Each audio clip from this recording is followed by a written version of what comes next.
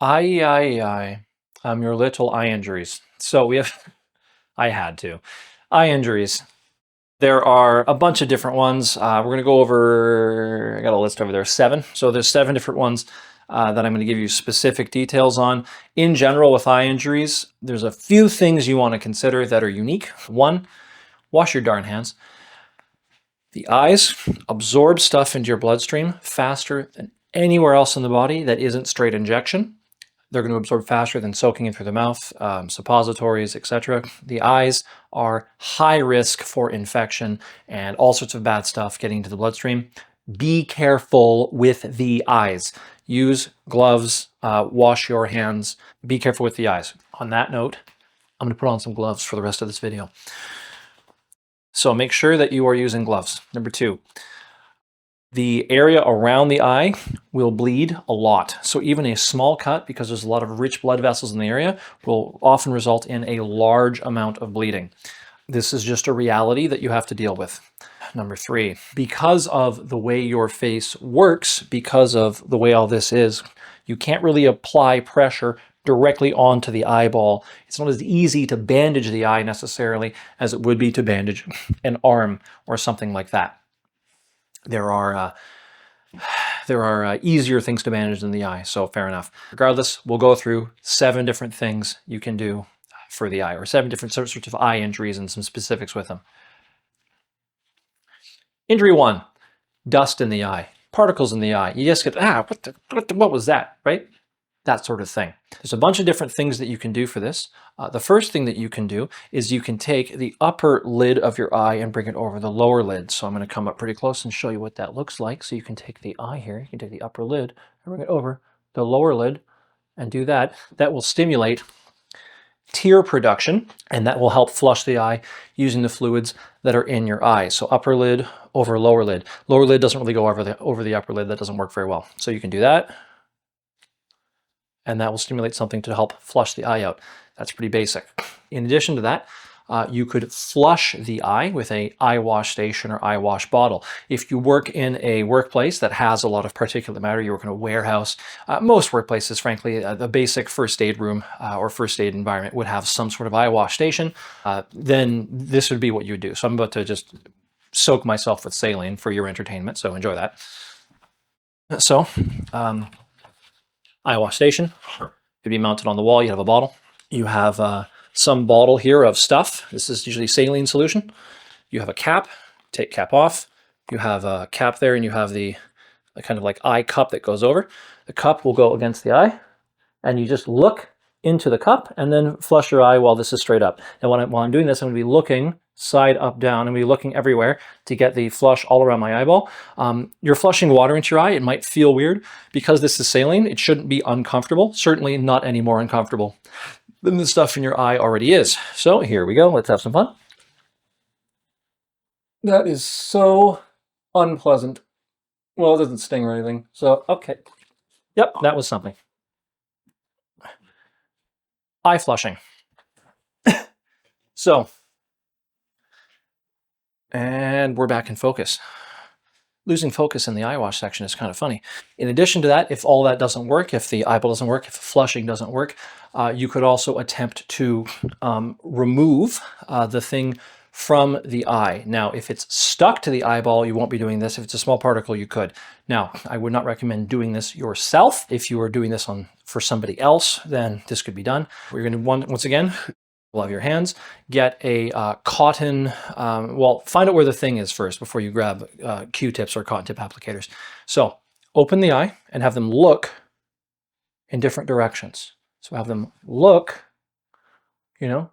different directions. And when you see the different white parts of their eye with a pen light or with a small light, you should be able to see a shadow cast or some refraction off of that. So you be like, oh, that's different. If you've ever broken glass on the floor before and then used a flashlight to see where the glass is, it's the same type of idea as that. So you see the thing, find out where it is, great, you've done that. Take a slightly moist Q-tip, cotton tip applicator, so like a stick with some cotton on the end, moisten that a bit, and then find the thing, look, and touch and off. If you have to rub it or something, then it's stuck. You should not be rubbing the eyeball. Do not rub the eyeball. It should just be touch, off. That's it. If more than that is required, hospital medical time. This is not something that you should be doing. Do not mess with the eyeball. Just don't. Other flushing of the eyeball. This especially will be relevant when looking at chemical burns to the eye. You can put the eye nearby a faucet, or you could put water in like a cup or something and pour it against it. You could have water flush up against the face and then pour past the eyeball. If you have something stuck in your eye that is burning, or that is, you just need to get the thing out, you don't have to flush the eye with an eye wash station. Keep in mind, if you're going to be introducing a stream of water directly to the eyeball, it should not be high pressure. Okay, don't grab your water flossing device that you use to water floss and shove that against your eyeball. Very bad idea. Okay, you don't need high pressure. You just need to kind of gently flush the area. Okay, please do not do that. We talked about things that are against the eyes, like basic dust and stuff like that. If something's stuck to the eye, I'm talking like glue gun glue. Like, I mean, like something is stuck there, it's not coming out. Hospital, okay? Don't mess with it. Cover the eye if needed with, a basic like dressing and a bit of a bandage or something. You can make them a fun eye patch, whatever. Hospital, okay? Or they can frankly put dressing in their hand and hold it like this, and then go to hospital. Don't mess with glue, okay? You don't need to do that. Next, I'm going to talk about what we talked about, flushing the eye. So good opportunity to talk about if you have chemical burns to the eye, you flush the eye, just like with chemical burns to the arm or wherever. Chemical burns to the eye, same type of idea. You flush if it's wet, if it's dry material that's burning. Brush away the material that's around the eye, and then flush the eye with water. It's all water flushing. Eye wash station saline solution, that works too. But flush the eye. Okay.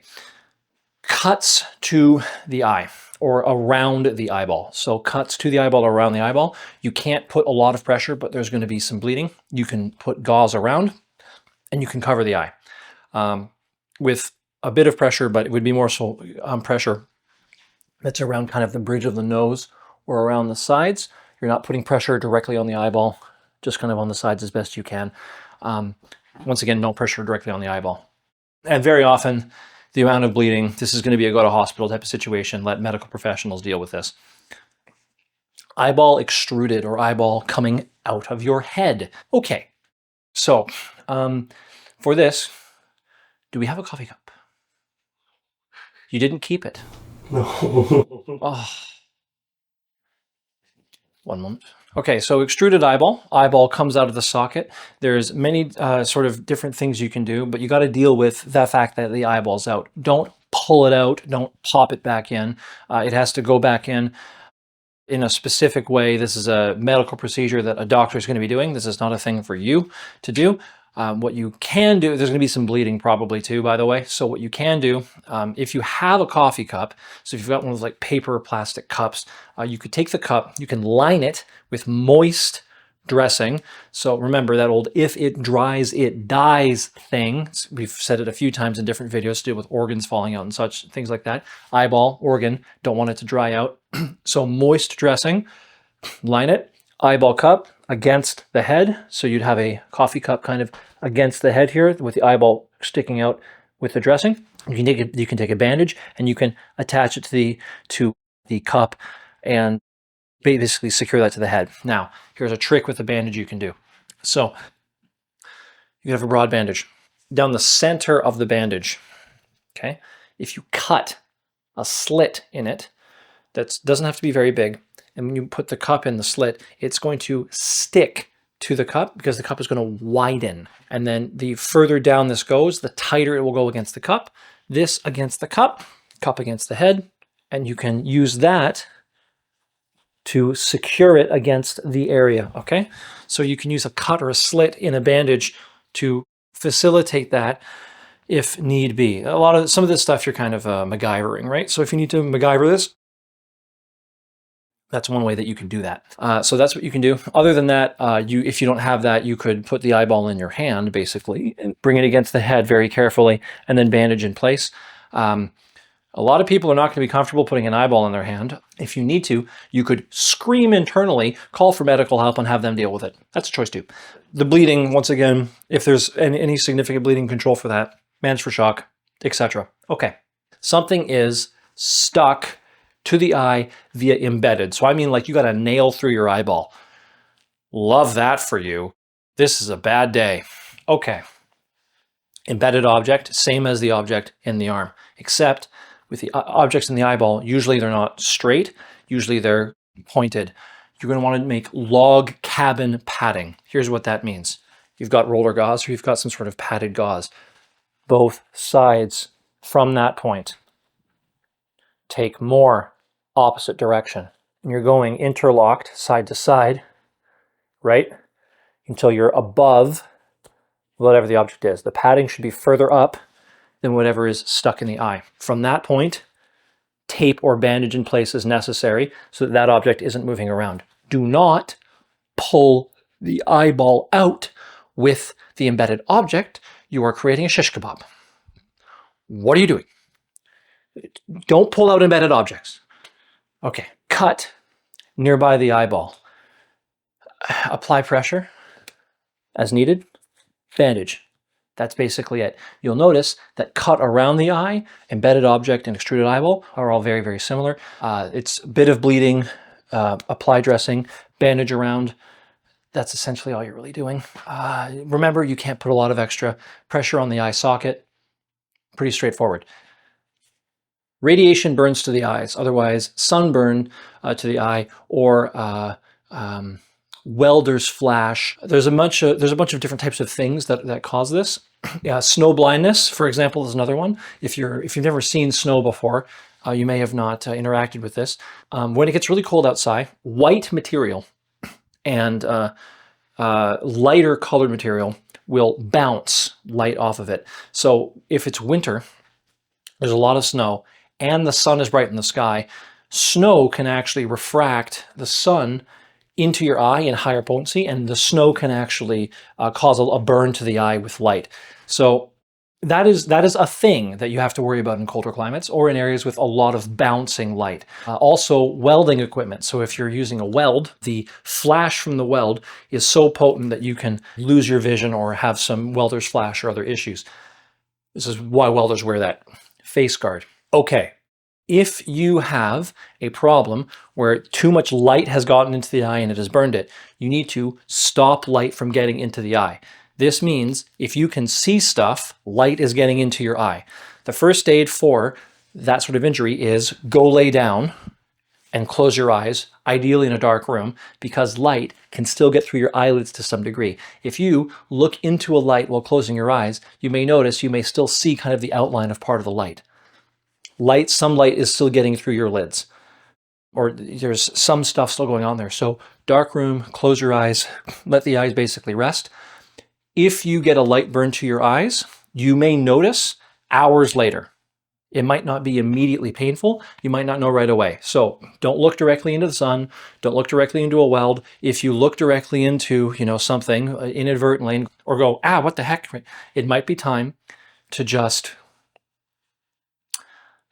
take a breather, basically. Now, look, you've got to walk to the couch. So if you're welding and you're holding the weld, they'll go, and then walk into people with the weld. Like, we got to get there. But the goal is basically the same, okay? It's the same type of idea with the sunburn that we had for regular burns. You got to get away from the radiation that's burning you, and then everything else you're doing is basically dealing with pain. That's essentially it. Some people have described the pain from light burn like this as feeling like nails on a chalkboard, like a cat scratching your eyeball for like 4 days. So there's a slow buildup, and then once it hits, it's really unpleasant for a lot of people. That's the way that's been the description I've heard. Please wear the welding shield. Keep in mind also, if you're setting up a professional weld environment, there is often going to be large screens that separate the welding field from everybody else, because if you're looking at a weld, even though you're not the welder, not immediately there, from a farther distance, you can still get the light burn. Weld screens are also graded very often at certain color grades. There's like the green and the black and the da-da-da for the different sorts of sheets that absorb certain amounts of light and etc. Fun story time here at the end, because that's all the light injuries that we're going to be going over. Have a client that deals with large industrial welds, and they had an interesting issue where the executives would be visiting one of the plants in a different country. They wanted to tour it, and they wanted to see the giant welding machines because they thought, this is awesome. I want to look at the stuff that we bought and the stuff that we built. So they wanted to stand up in the big areas and look at these welds, and they couldn't see them. So they told all the guys to, take the welding sheets down so they could watch them. And they said, no, we can't do that. And they said, okay, well then make sure that we can buy some welding sheets so we can see them when we tour. So what they did was they bought the lower grade ones that didn't actually keep the light out, even though all of these welding sheets were actually the same price. So you could just get a higher grade one that could block more light for the same price. It's just you pick the color. Like there was literally no cost difference. And then all of these executives just kept touring and getting light burns. And they didn't buy the higher grade welding sheets because they already spent the money and they don't want to deal with it. And now everyone just gets light burns in those factories.